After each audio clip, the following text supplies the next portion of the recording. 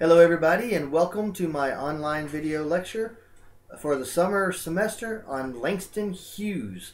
And Langston Hughes is different from any of the other poets that we're going to read because we're actually going to read two of his poems, mainly because they're both so short. So let me go ahead and tell you to go ahead and pull up the slideshow, which is something you should have gotten used to by now. Go to slide number 23 and there you will see Langston Hughes' photo. And of course his year of birth and his year of death, and then turn to, if you have this textbook here, turn to page 630. So Langston Hughes' poetry will be on page 630. So I will pause for a second while you go ahead and find the page and find the slide, and hit the play button whenever you come back. Alright, let's go ahead and get started talking about Langston Hughes. Langston Hughes is a major figure in something known as the Harlem Renaissance. So I'm going to go ahead and go to the next slide here. The Harlem Renaissance was a major African-American arts movement based out of Harlem. The idea here was that racial equality, of course, was still an issue and always has been an issue throughout the history of the United States. And the Harlem Renaissance hit its peak around the 1920s. And it was during this time that a bunch of folks in Harlem, people of color, if you will, in Harlem, decided to try to bring about racial equality, not by protesting and not through marches and not, picketing or anything like that. They thought that they would try to gain racial equality through the arts. In other words, they thought, hey, we can show these people that we can write as well as they can, we can sing as well as they can, we can paint as well as they can, we can perform plays as well as they can. And through all of this, and by getting the African-American arts, particularly those of Harlem artists, into the mainstream America, that would bring about racial equality. Did it work? Not completely. But there were some major figures that did make inroads into improving racial relations. And if we go to the next slide, we'll see some of them. Langston Hughes, of course, in poetry, and he also wrote some plays. Zora Neale Hurston was a major figure in the Harlem Renaissance, mostly for her novel, Their Eyes Were Watching God. We look at music. This is where you're going to notice a lot of names that you're probably familiar with, like Billie Holiday, Louis Armstrong, Bessie Smith, Lena Horne, Dizzy Gillespie, Cab Calloway. These are all musicians that you have probably heard at some point if you don't already have music of theirs on your iPod or on your iTunes or something. You have likely heard all of these artists at some point. And then there were the intellectuals, the W.E.B. Du Bois and the Marcus Garvey and the Booker T. Washington, who a lot of you are very familiar with, I'm sure. Booker T. Washington, of course, started the Tuskegee Institute, or if he didn't start it, he was a major figure in it. So these are all very important people that did their best to help racial relations, not through any kind of protest, but rather by trying to gain equality through the arts. And again, they made some inroads, but clearly, if you look at American history, they did not go far enough. All the race riots of the 60s and even the recent events here in the year 2015 are proof that the Harlem Renaissance wasn't as successful as those that participated in it would have liked. And that becomes very important in our very first poem here, which was written in 1951, titled Harlem. Now, it only takes a second to read this whole poem. And you may notice that Harlem itself is never mentioned in the poem at all. So, why would Langston Hughes title this poem Harlem, you may ask? Well, let us take a look. Opening line. What happens to a dream deferred? Now think about what the word deferred means. I hope you pulled out your dictionary if you didn't know. Deferred essentially means postponed. So what happens to a dream that has been postponed? Now this poem was published in 1951. So what dream do you think might have been postponed? Well, I think the answer is pretty clear. The answer is the dream of racial equality being achieved through the Harlem Renaissance, hence the title of the poem, Harlem. So that is something to think about. So this dream of racial equality, this dream of opportunities for people of color, all of these dreams, this dream has been deferred. And so Langston Hughes in 1951, a good 25 years or so after the peak of the Harlem Renaissance, is asking, what happens to a dream deferred? Does it dry up like a raisin in the sun? So think about that one for a minute. A raisin is already a dried grape to begin with. So already it's a dried up piece of fruit, but it's still edible. But if a raisin gets dried up in the sun, it becomes very inedible. It becomes hard like a little pebble. And so perhaps all the flavor is taken out of the dream and all the juiciness is taken out of the dream. Or fester like a sore and then run. So imagine a sore that's not taken care of properly and it gets infected. And it festers there and it gets worse. And it starts to run with pus. And it might smell bad too. So you've got this idea of, we've got this sore that has been festering for a while, and now it's worse than it was when the sore was still fresh. Does it stink like rotten meat? Okay, let's think about this one for a minute. If you go to the grocery store right now and you purchase a steak and it's still fresh, it's freshly cut, and you throw that thing on the grill after you've seasoned it just right and gotten it at the right temperature, and you cook it the way you want it to taste, man, that is one delicious hunk of meat. Not only that, it has very vital nutrients, particularly protein, that can help with muscle development and muscle strength. So not only is this piece of meat delicious, but it also has a benefit, a health benefit, that makes you stronger. Now, let's take that same piece of meat and not cook it. And let's let it sit out for a few days and watch it turn color. And it starts to stink really bad. Do you want to cook, or do you want to eat that piece of steak whether you cook it or not? You probably don't, because that piece of steak then would poison you. And you don't want to get poisoned. So, that same piece of meat that was actually nutritious and delicious then becomes unhealthy and disgusting. And this is what's happening to these dreams. These dreams that were vibrant and that were fresh and that were motivating people, now that the dream has been deferred and not fulfilled, it's actually kind of toxic. And if you'll notice, in 1950s is about the time racial tensions are really going to start getting heated up. And then, of course, in the 60s, they'd really boil over. So, you've got that idea. Or crust and sugar over like a syrupy sweet. Again, go buy Dunkin' Donuts or go buy Krispy Kreme first thing in the morning. Get some fresh donuts, melt in your mouth. They are delicious. Absolutely delicious. However, as the day goes on, that donut gets stale and it gets hard. And that glaze suddenly becomes flaky and kind of flavorless. And you get the idea.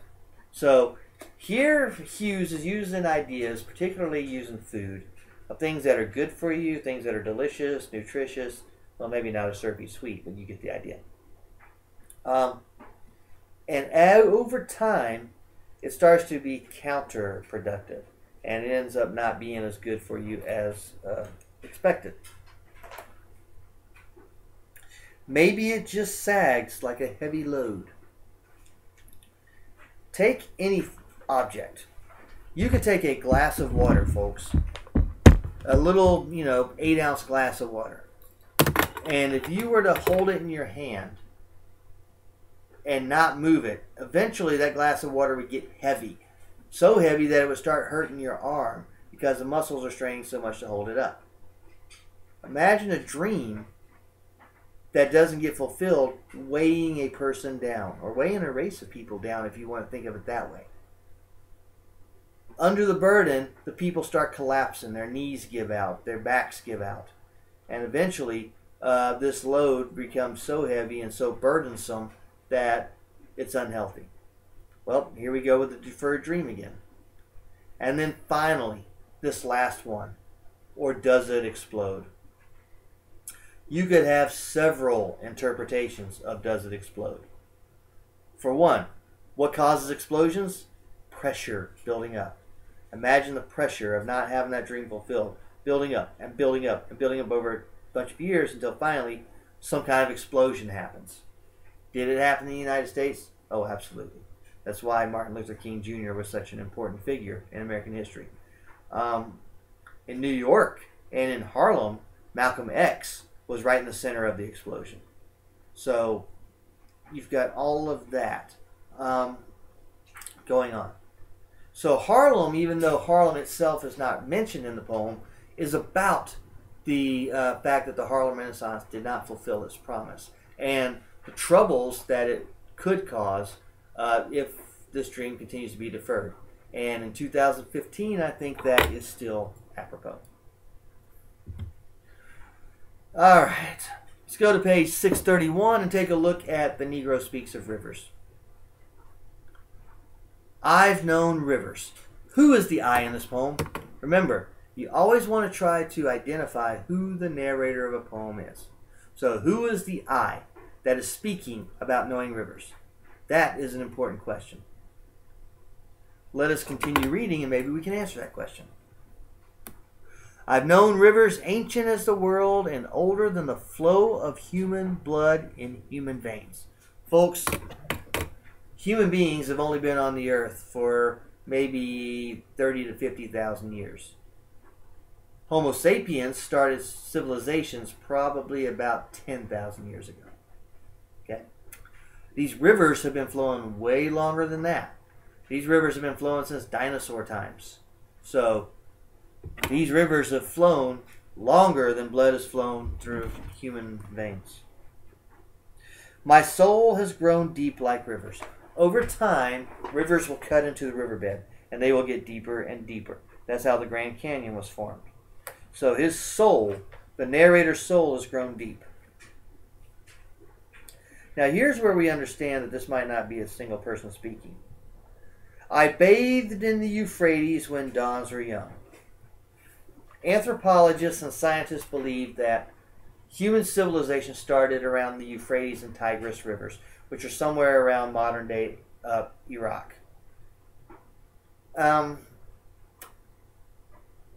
If our narrator bathed in these rivers when the civilizations were just getting started, and if that narrator was a single person still living today, that would be one old person, let me tell you. That would be a Guinness Book of World Record about 10,000 times over. So here we understand that the narrator is not a single individual, but it is rather a race that is speaking. I built my hut near the Congo, and it lulled me to sleep. Again, this is on the African continent, the Congo River. Very important river for sustaining civilization. Very important river for sustaining life in Africa. I looked upon the Nile and raised the pyramids above it. Okay, folks, who do you think built those pyramids? The Egyptians, essentially, the pharaohs essentially used slaves. Where did they get the slaves from? The African continent. So, this African American race actually built these grand pyramids that still stand to this day, in which the pharaohs were actually buried. And then, remember that these pyramids were built when the Egyptian Empire was extremely, extremely powerful. And then finally, I've heard the singing of the Mississippi when Abe Lincoln went down to New Orleans. And I've seen its muddy bosom turn all golden in the sunset. So let's take a look at this for a minute. The singing of the Mississippi. Is he talking about the actual noise the water makes? Or who might have been singing at this time? It's possible that our narrator is talking about the songs of the slaves as they worked out in the fields near the Mississippi River. Folks, the Mississippi River is a very important river. It was important in the United States back during the times of slavery. It is still important to this day. A lot of trade goes up and down that Mississippi. A lot of boat traffic goes up and down that Mississippi. It is a mighty river that sustains the the American civilization in many ways. That's why the Union strategy during the Civil War was to cut the Mississippi off so that the Confederacy could not get the supplies it needed. Its muddy bosom. Think about bosom. What is the purpose of a bosom? Well, in women, it provides the life milk for the babies. So, also the bosom is the heart. It is the strength that comes from the chest. There's all kinds of definitions for the muddy bosom. Now, the Mississippi River, if you've ever seen it, is muddy. It's very muddy. And yet, it turned golden in the sunset.